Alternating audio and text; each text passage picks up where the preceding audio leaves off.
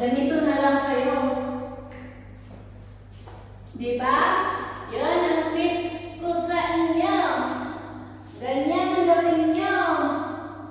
Mga OFW, huwag kayong aakyat sa hagdanan. Kasi aray!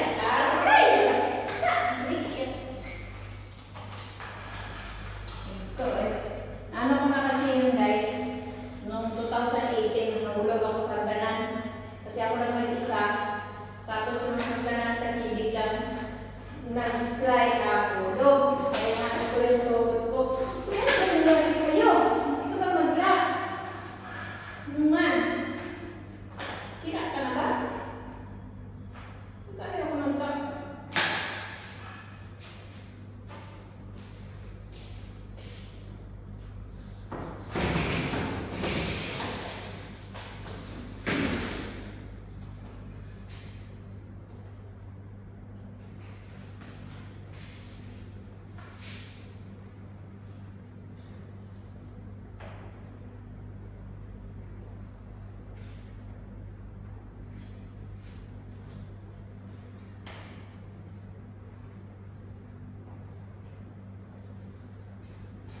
Yun. Diba?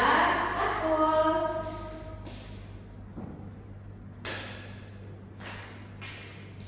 so, ilang minutes na? 3:07 na din.